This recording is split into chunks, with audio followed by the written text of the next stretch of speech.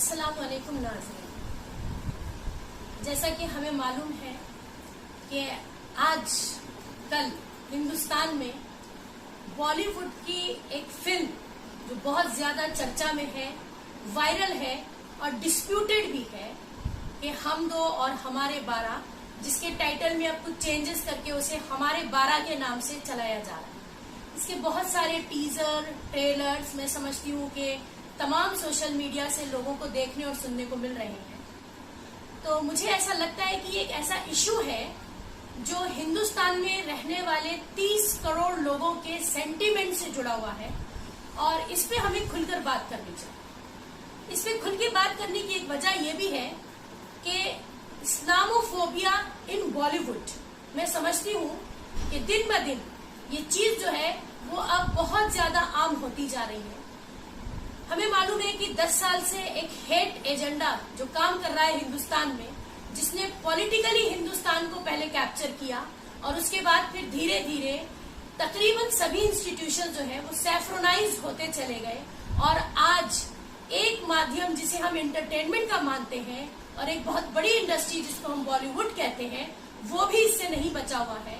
चाहे हम कश्मीर फाइल्स उठा लें, केरला स्टोरी उठा लें, लिपस्टिक अंदर बुर्का उठा ले, या फिर 72 हूरे उठा ले, या फिर हम दो और हमारे 12 को उठा ले। ये वो तमाम फिल्में हैं जो एक पर्टिकुलर कम्युनिटी को, एक पर्टिकुलर आइडेंटिटी को न सिर्फ टारगेट करती हैं बल्कि उन्हें डिफेम करके, उनको ह्यूमिलिएट करके, उनको सप्रेस करने की कोशिश है।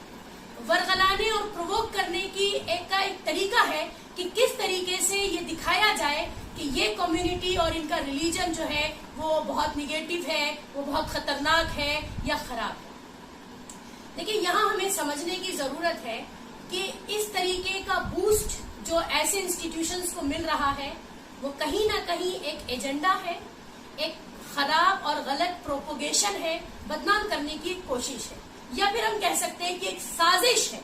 एक साजिश, एक क्या कहते हैं कि सुलझी प्लान की हुई, सुलझी समझी एक स्ट्रैटेजी बनाई जा रही है।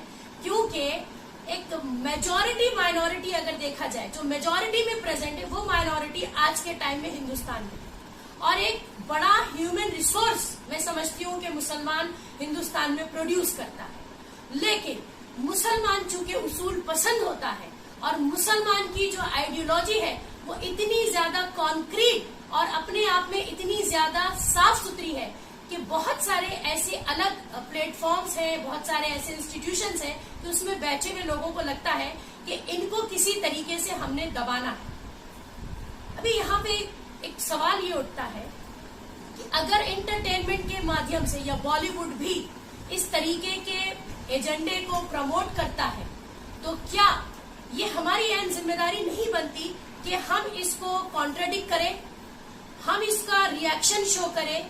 क्योंकि हमें लगता है कि कोई भी प्रोपोगेशन जो किसी को गलत साबित करने की कोशिश कर रहा हो, झूठ दिखाने की कोशिश कर रहा हो, हमें उसे एक्सपोज करना चाहिए। एज ए इंडियन सिटीजन ये हमारी मॉरल ऑब्लिगेशन। इसके बाद सवाल उठता है कि जब इस तरीके का हेट, इस तरीके की गलत, निगेटिव, एथिकल, अनएथिकल चीजें हमारे सामने आती हैं, तो ऐसे में वो पॉलिटिकल पार्टीज या वो लीडर्स या वो लोग जो पावर में बैठे और अपने आप को सेक्युलर कहते हैं, वो आखिर चुप क्यों?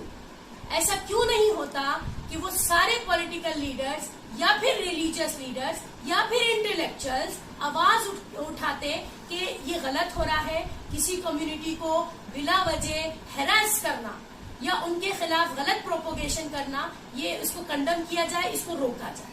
क्योंकि मैं मानती हूँ कि ये इंडिया या ये हिंदुस्तान, ये मुल्क मेरा है, मैं इसकी सिटीजन हूँ। ये मेरी एक जिम्मेदारी बनती है कि मैं बात करूँ अपने मुल्क के डेवलपमेंट की, और ये अनएथिकल एक्टिविटीज कहीं ना कहीं हमारे मुल्क के डेवलपमेंट को हैम्पर्ड करती है। इसलिए मेरा एक सवाल यहाँ पर उन तमाम लोगों से है जो पावर में है कि वो अपने पावर का सही इस्तेमाल करते हुए ऐसी चीजों के खिलाफ क्यों आवाज नहीं उठाते। इसको हमें या तो ये समझ लेना चाहिए कि they are also silently agreed with this hate agenda and propagation.